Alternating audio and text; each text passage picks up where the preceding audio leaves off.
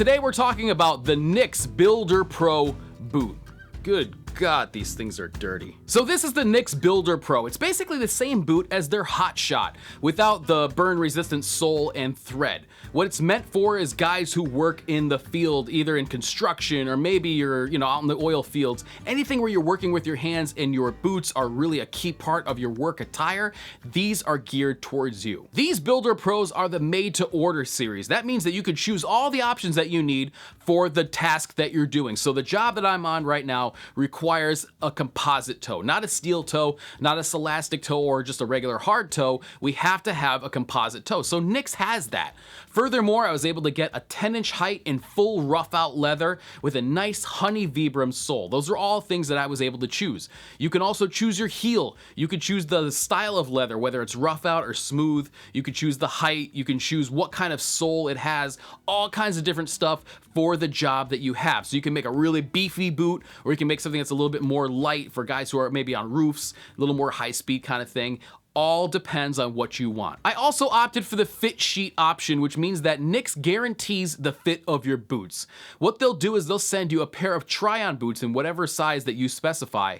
Then you'll have a phone consultation with somebody over at Nicks, somebody who knows their stuff and can get you a boot that's actually gonna work for you. You put the try-on boots on, you wear them around your house for about 15 minutes, then you call a fit specialist at Nicks. What they'll do is they'll ask you all kinds of questions, whether it's tight here, how the arch support is, any places you might have hot spots, and then they'll adjust your pattern based on your feedback. Then you send the try-on boots back and your full boot goes into production. Some of the options that I chose for my boot are full rough out leather. Now, rough out leather, all it is when you see a piece of leather and it's nice and shiny like that, the back side of that is the rough out side. Same piece of leather, just reversed.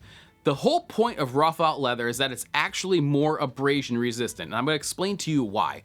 If you're wearing a pair of boots and they're made out of regular smooth leather like this, and then you get a cut across them, what ends up happening is you sever all those fibers in there. This is a spot on your boot that you can't really condition very easily now, and that's gonna dry out. That's gonna be your point of failure. The rough outside, however, with its texture like this, actually kind of resists abrasion. Now, of course, you'll be able to cut through it if you try, but being that it's textured like that, it almost sort of has like a self-healing property to it. Matter of fact, I can't even see where I cut that.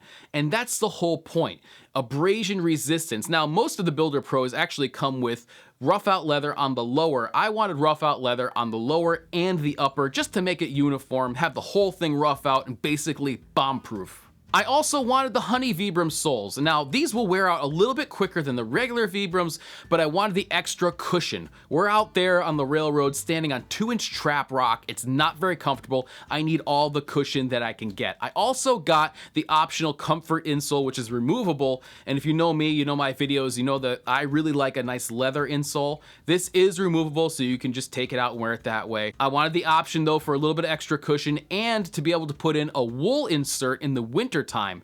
I've actually been able to wear these through the summer, the fall, and now the winter, and they've been excellent in all conditions. They really, really have. I wanted to make sure I put them through their paces before I did this full review. When you look at these things from the outside, you can tell that they're super heavy duty.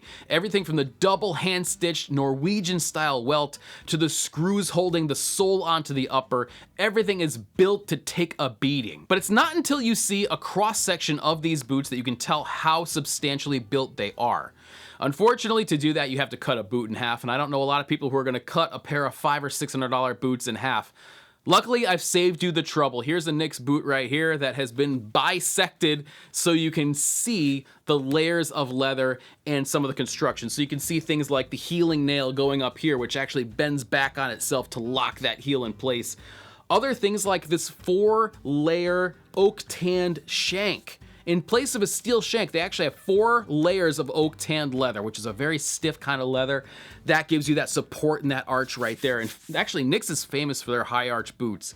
But look at all that leather down there. There's no cork. This is all just thick leather. That's why these things cost $485 before you start tacking on options. Originally, I thought I wanted a regular old block heel like this one, which is just a 90-degree heel. You're probably used to seeing this, but after thinking about it, I do a ton of walking in these, and I wanted something that would help facilitate that process and just hiking out to job sites, going between them, and being on your feet and moving around all day, so I decided to go with a dogger style tapered heel. Now the whole point of this is that your natural gait as you kick your heel forward, the first thing that wears out on a block heel is the back of the heel. This 90-degree, corner right here gets worn down over time. A tapered heel will help with that natural step, and actually they're supposed to be more comfortable. These things have been excellent. So after wearing them for 3 or 4 months, how do they perform? Well, I'll tell you this much. After the break-in period, which is a pretty substantial break-in period, we're talking 2 to 3 weeks, but they really start to come into their own after the first month or so, I can honestly say that they are the most comfortable work boots that I've ever had. I paid full price for these things. They weren't given to me or anything like that. But wearing them and having to stand on trap rock and, working 12-hour days, all that stuff in different climates, they're excellent. And as a matter of fact, I used to have a pair of throwaway boots that I would use for around the house, yard work type of stuff. Now I wear my Nicks. And just because they're so comfortable and substantial and you really feel like you have enough protection around your foot. They're a pleasure to wear. I really like them a lot. The one thing I wasn't really prepared for with a 10-inch boot like that is how long they take to lace up.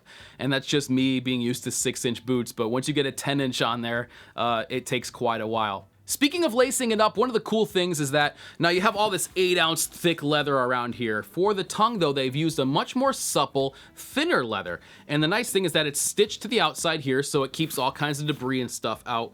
But depending on how you like to wear your boots, whether you like to tuck your pants inside of your boot, I know a lot of guys who do that, keeps the dirt and all that crap out, or you're somebody who likes to wear your pant leg on the outside like I do, you can do that and still have that protection. So I really prefer this style tongue to a traditional loose tongue.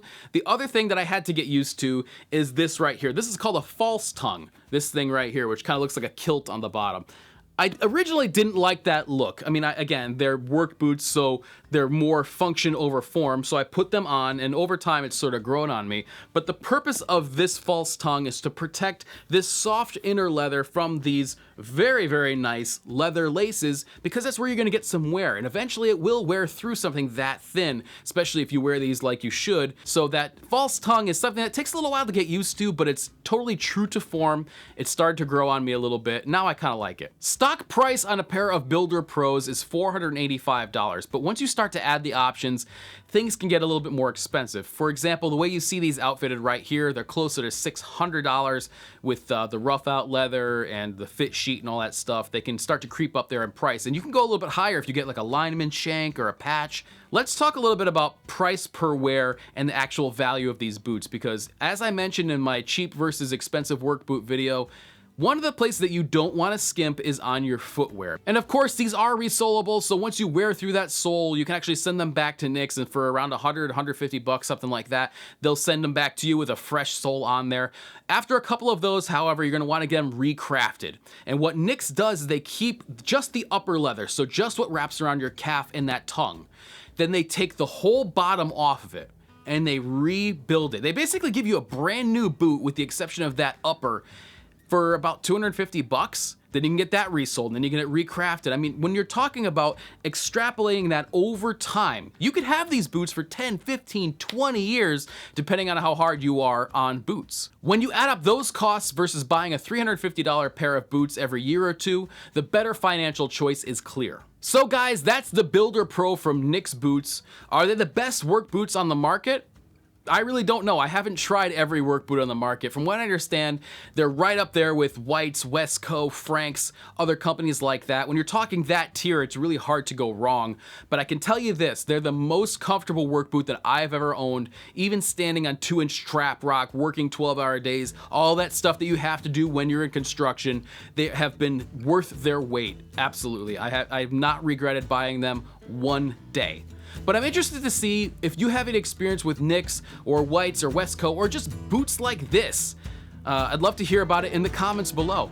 Thank you so much for watching, everybody. I really appreciate it, and I'll catch you next time.